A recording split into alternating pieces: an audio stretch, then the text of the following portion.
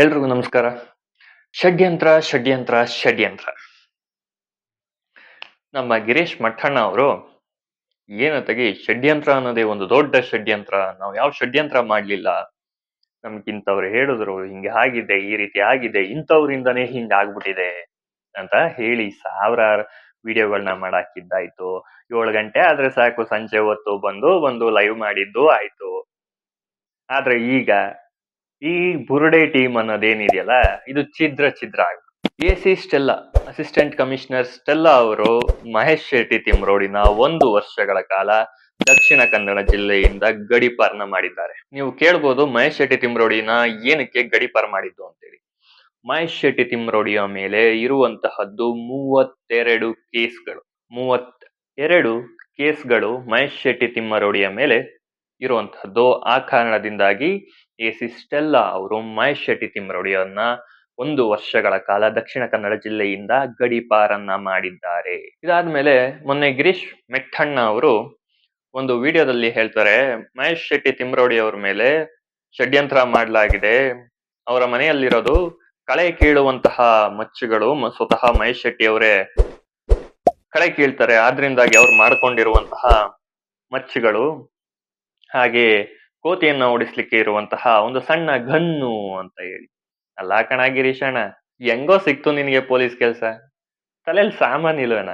ರೈತರು ಕಳೆ ತೆಗಿಯಕ್ಕೆ ಇಟ್ಕೊಂಡಂತಹ ಕುಡ್ಗೋಲು, ಏರ್ಗನ್ನು, ಏನೋ ಸಣ್ಣ ಏರ್ಗನ್ನು ಅಂತ ಅಂದ್ರೆ ಆ ಏರ್ಗನ್ನು, ಇಂಥವ್ರ ಮೇಲೆ ಎಲ್ಲ ಯಾರಾದ್ರೂ ಕೇಸ್ಗಳಾಗ್ತಾರ? ಅಲ್ಲ ಪೊಲೀಸವ್ರು ಅವ್ರಿಗೆ ಇರೋ ಕೇಸ್ಗಳನ್ನ ಸಾಲ್ವ್ ಮಾಡಿದ್ರೆ ಸಾಕಾಗ್ಬಿಟ್ಟಿರತ್ತೆ. ಅಂತದ್ರಲ್ಲಿ ಇಲ್ದೇನೆ ಇರೋದೆಲ್ಲಾನು ಹೇಳ್ಕೊಂಡ್ ಬೊಡ್ಡೆಗೆ ಹಾಕತ್ತಾರ. ಹೇಳಕ್ಕೂ ಮುಂಚೆ ನೋಡ್ಕೊಳ್ಳಿ ಗಿರೀಶ್ ಮೆಟ್ಟಣ್ಣ, ಮಹೇಶ್ ಶೆಟ್ಟಿ ತಿಮ್ಮರೋಡಿ ಅವ್ರ ಮನೇಲಿ ಇದ್ದಿದ್ದು ಮಚ್ಚು, ಕುಡ್ಗೋಲಲ್ಲ, ಕಳೆ ತೆಗಿಯಂತ ಕುಡ್ಗೋಲಲ್ಲ. ಅದಾದ್ಮೇಲೆ ಮಹೇಶ್ ಶೆಟ್ಟಿ ತಿಮ್ಮರೋಡಿ ಮನೆಯಲ್ಲಿದ್ದಿದ್ದು ಯಾವುದೋ ಒಂದು ನಾರ್ಮಲ್ ಏರ್ ಗನ್ ಅಲ್ಲ. ಮಹೇಶ್ ಶೆಟ್ಟಿ ತಿಮ್ಮರೋಡಿ ಮನೆಯಲ್ಲಿ ಇದ್ದಿದ್ದು heavy air gun, heavy metal air gun. ಅದಕ್ಕೆ ಲೈಸೆನ್ಸ್ ತಗೊಳ್ಳೇಬೇಕು ಗಿರೀಶ್ ಮಟ್ಟಣ್ಣ. ಡಿಪಾರ್ಟ್ಮೆಂಟ್ ಅಲ್ಲಿ ಇದ್ದಾಗ ಅಥವಾ ನೀವು ಎಕ್ಸಾಮ್ ಬರೆಯಕ್ಕೆ ಹೋದಾಗ ಇಂಥವನ್ನೆಲ್ಲ ಹೇಳ್ಕೊಡ್ಲಿಲ್ವೇ ನಿಮ್ಗೆ?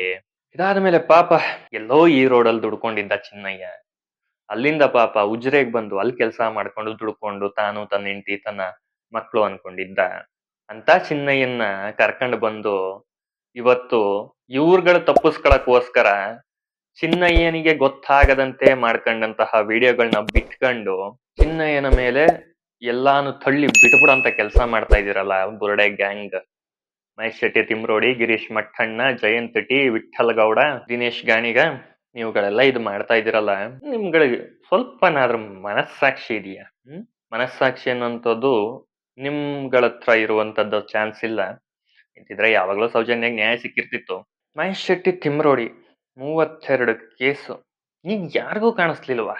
32 ಕೇಸ್ ಅಲ್ಲ, ನಮ್ ಜನಗಳು ಹೆಂಗ್ ನಂಬುದ್ರು ಅಣ್ಣ, ಅಣ್ಣಂದ್ರ ಅಕ್ಕಂದ್ರ ಹೆಂಗ್ ನಂಬುದ್ರಿ? 32 ಕೇಸು ಒಬ್ಬ ವ್ಯಕ್ತಿಯ ಮೇಲೆ ಇರೋದು. ಆ ವ್ಯಕ್ತಿ ಹೇಳೋದೆಲ್ಲ ನಿಜ. ನಿಮ್ಗಳಿಗೆ ಒಂದು ಗಾದೆ ಮಾತಿದೆ, ಕಳ್ಳನ್ ನಂಬುದ್ರು ಕುಳ್ಳನ್ ನಂಬೇಡ ಅಂತ. ಆ ಗಾದೆ ಮಾತನ್ನ ತುಂಬಾ ಸ್ಪಿರಿಟ್ ಆಗಿ ತಗೊಂಡ್ಬಿಟ್ಟವ್ರು ನಮ್ ಜನ. ಅದಕ್ಕೆ ಕಳ್ಳನ್ ಚೆನ್ನಾಗಿ ನಂಬ್ತಾವ್ರೆ, ಅಲ್ವೇ? ಕಳ್ಳನ್ ತುಂಬಾ ಚೆನ್ನಾಗಿ ನಂಬ್ತಾ ಇದ್ದಾರೆ. ಅಂತೂ ಇಂತೂ ಈ ಬುರುಡೆ ಗ್ಯಾಂಗು ಛಿದ್ರ ಆಗ್ಬಿಟ್ಟಿದೆ. ಅದಾದ್ಮೇಲೆ ಮೊನ್ನೆ ಈ ಜಯಂತ್ ಟಿ ಮತ್ತೆ ದಿನೇಶ್ ಗಾಣಿಗ ಏನೋ ಈ ನಾಲಾಯಕ್ ಲಾಯರ್ ಜಗದೀಶ್ ಮನೆಗೆ ಹೋಗಿದ್ರು. ಹೋದಂತಹ ಸಮಯದಲ್ಲಿ SIT ಸರಿಯಾಗಿ ಕೆಲಸ ಮಾಡ್ತಾ ಇಲ್ಲ, ಹಂಗೆ ಹಿಂಗೆ ಅಂತ ಅಂದ್ರು. ಸರಿ ಏನಪ್ಪಾ ಇವ್ರು ಹಿಂಗಂತವ್ರೆ, ತಡಿ ಈ ಕಡೆ ಗಿರೀಶ್ ಮಟ್ಟಣ್ಣನ್ ನೋಡ್ಕೊಂಬರೋಣ ಅಂತ ಹಿಂಗ್ ತಿರುಗಿಸಿದ್ರೆ ಕ್ಯಾಮ್ರಾನ. ಹಂಗೇನಿಲ್ಲಪ್ಪ, SIT ಅವ್ರ ಮೇಲೆ ನಮಗೆ ಫುಲ್ ಭರವಸೆ ಇದೆ. SIT ಅಲ್ಲಿರುವಂತಹದ್ದು ದಕ್ಷ ಅಧಿಕಾರಿಗಳು, ಅವರು ತುಂಬಾ ಚೆನ್ನಾಗಿ ಪ್ರಾಮಾಣಿಕವಾಗಿ ಕೆಲಸನ ಮಾಡ್ತಾ ಇದಾರೆ ಅಂತ ಗಿರೀಶ್ ಮಟ್ಟಣ್ಣ ಅವ್ರು ಹೇಳ್ತಾವ್ರೆ. ಈ ಕಡೆ ನೋಡಿದ್ರೆ ಮಹೇಶ್ ಶೆಟ್ಟಿ ತಿಮ್ಮರೋಡಿ ಹಾಜರಾಗ್ರಯ್ಯ ಎನ್ಕ್ವೈರಿಗೆ ಅಂತ ಅಂದ್ರೆ ಮೊಬೈಲ್ ನ ಸ್ವಿಚ್ ಆಫ್ ಮಾಡ್ಕೊಂಡು ದಿನಕ್ಕೊಂದೊಂದು ವಿಡಿಯೋನ ಪಾರ್ಟ್ ಬೈ ಪಾರ್ಟ್ ಬಿಟ್ಕೊಂಡು ಒಂದು ದೊಡ್ಡ PR ಟೀಮ್ನೇ ಕಟ್ಕೊಂಡು ಚೆನ್ನಾಗಿ PR ಕೆಲಸನ ಮಾಡಿಸ್ತಾ ತಪ್ಪಿಸ್ಕೊಂಡು ಅಪ್ಸ್ಕ್ಯಾಂಡಿಂಗ್ ಆಗ್ಬಿಟ್ಟವ್ರೆ. ಏನಿದು ಈ ಬುರುಡೆ ಗ್ಯಾಂಗ್ ಹಿಂಗೆ ಛಿದ್ರ ಆಗೋಗ್ಬಿಟ್ಟೈತಲ್ಲ. ಒಬ್ಬರ ಹೇಳಿಕೆಗೆ ಇನ್ನೊಬ್ಬರ ಹೇಳಿಕೆಗೂ ಸಂಬಂಧನೇ ಇಲ್ಲ, ಕಿತ್ಕೊಂಡು ಹೋಗ್ಬಿಟ್ಟೈತೆ ಎಲ್ಲ. ಒಟ್ನಲ್ಲಿ ಒಂದಂತೂ ಸತ್ಯ, ಧರ್ಮಸ್ಥಳದ ಮೇಲೆ, ದೇವರ ಮೇಲೆ, ಅಲ್ಲಿ ಮಂಜುನಾಥ ಇಲ್ಲ, ಅಣ್ಣಪ್ಪ ಇಲ್ಲ, JCB ತಗೊಂಡು ನುಗ್ಗಿಸ್ಬಿಡಿ ಅನ್ನೋರ್ಗೆ ಏನಾಗುತ್ತೆ? ಅಣ್ಣಪ್ಪನ ಬಗ್ಗೆ ಅವಹೇಳನಕಾರಿ ಮಾತಾಡಿದ್ರೆ ಏನಾಗುತ್ತೆ, ಮಂಜುನಾಥನ ಬಗ್ಗೆ ಅವಹೇಳನಕಾರಿ ಮಾತಾಡಿದ್ರೆ ಏನಾಗುತ್ತೆ ಅನ್ನುವಂಥದ್ದು ಈ ದಿನಗಳಲ್ಲಿ ಪ್ರತಿಯೊಬ್ಬರಿಗೂ ಗೊತ್ತಾಗ್ತದೆ. ಅವರುಗಳಿಗೆ ಆಗ್ತಿದೆ ಈ ಬುರುಡೆ ಗ್ಯಾಂಗಿನವರಿಗೆ. ಈ ಬುರುಡೆ ಗ್ಯಾಂಗ್ ವಿಚಾರವನ್ನ ನಂಬಿ ನೀವುಗಳು ಕೆಲವೊಬ್ರು ಅಲ್ಲಿ ಅಣ್ಣಪ್ಪ ಇಲ್ಲ, ಮಂಜುನಾಥ ಇಲ್ಲ ಅಂತ ಅಂದಿದ್ದೀರಾ. ಎಷ್ಟೊಂದ್ ಕಡೆ ಅಂದಿದ್ದೀರಾ, ಎಷ್ಟೋ ಕಮೆಂಟ್ಗಳಲ್ಲಿ ಹಾಕೊಂಡಿದ್ದೀರಾ. ನೋಡಿ ಹುಷಾರಾಗಿರಿ.